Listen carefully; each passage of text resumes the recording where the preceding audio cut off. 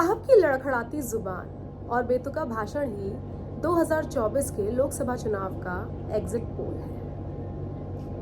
जो लोग exit poll का वेट कर रहे हैं उन्हें साहब की लड़खड़ाती जुबान नहीं दिखाई दे रही। वो किस तरह से जनता को भड़का रहे हैं कि अगर इंडिया गठबंधन की सरकार आई तो आपसे आपका मंगलसूत्र छीन लिया जाएगा। अगर इंडिया गठबंधन की सरकार आई तो आपसे आपकी भैंस छीन ली जाएगी। अगर इंडिया गठबंधन की सरकार आई तो आपसे आपके घर का पानी छीन लिया जाएगा। अगर इंडिया गठबंधन की सरकार आई तो आपसे आपके घर की बिजली छीन ली जाएगी। अगर इंडिया गठबंधन की सरकार आई तो राम मंदिर पर बाबरी मस्जिद का ताला लग जाएगा। साहब के ये वर्ड्स जनता को इम्प्रेस तो नहीं कर रहे, जनता को उनके जुमलों से और जनता को उनके सठियाएपन से वाकिफ करा रहे हैं। क्या इतना सठिया जाता है इंसान कि कुछ भी बोल दे, जनता को बेवकूफ़ इतना समझ ले? इसके पहले तो उन्होंने धर्म जाति के हिसाब से चुनाव लड़ लिया, पुलवामा अटैक के नाम पर लोगों से वोट मांग लिए।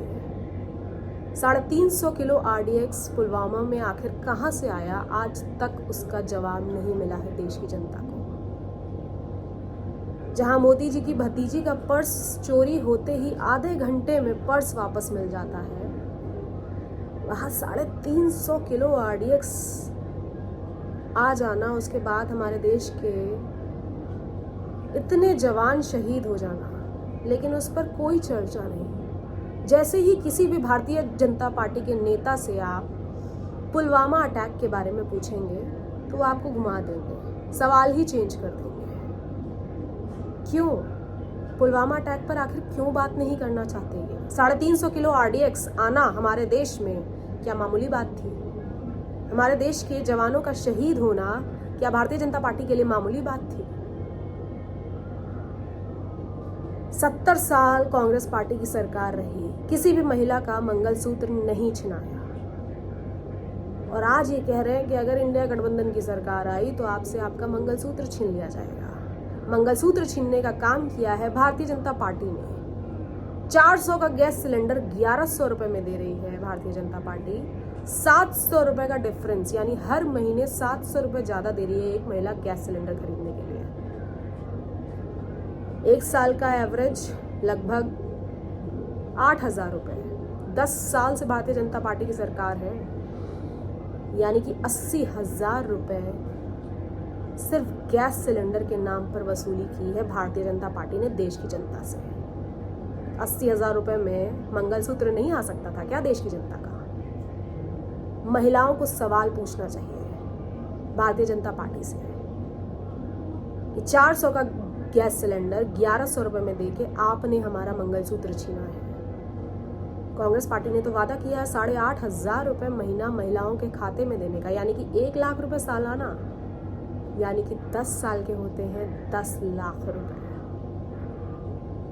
8,500 रुपए महीना अगर हर महिला के खाते में आएगा तो उसकी जीवन शैली सुधरेगी, उसके घर का, उसके बच्चों का रहन सहन सुधरेगा और हमारा देश विकसित होगा। लेकिन अभी भारतीय जनता पार्टी सिर्फ और सिर्फ अपने कार्यालय बनवाने में, जो कि 5 स्टार कार्यालय है।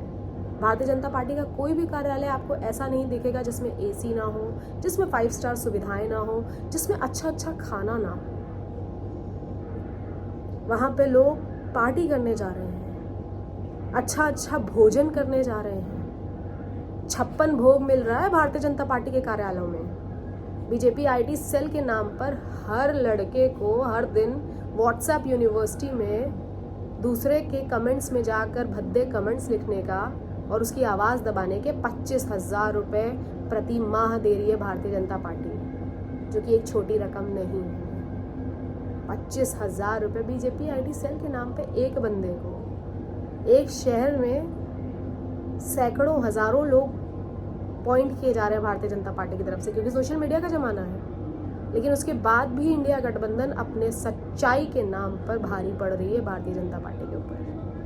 भारतीय जनता पार्टी अपनी व्हाट्सएप यूनिवर्सिटी में सिर्फ यही चलाती है इंडिया गठबंधन की सरकार आ जाएगी तो आपसे आपका मंगलसूत्र, आपसे आपकी भैंसें छीन ली जाएंगी, आपसे आपका पानी बिजली सब छीन लिया जाएगा। राम मंदिर के नाम पे जो राम को लाए हैं हम उनको लाएंगे, जो राम को लाए थे वही अब यमराज से भी मिलवा रहे हैं। वैक्सीन के नाम पर इन्होंने कितना बड़ा घोटाला किया, देश की जनता के जान के साथ खिलवाड़ किया, वो तो आप सबको मालूम ही है। 1 जून को 7वें चरण का चुनाव है। मैं आप सबसे हाथ जोड़ के निवेदन करना चाहूँगी, जिन जिन क्षेत्रों में 7वें चरण का चुनाव है अभी भी आपके पास समय है। अगर आपने भारतीय जनता पार्टी को गलती से भी वोट दे दिया तो आपके आगे आने वाले 5 साल बर्बाद हो जाएंगे, और आपके साथ साथ सभी देशभक्तों के भी,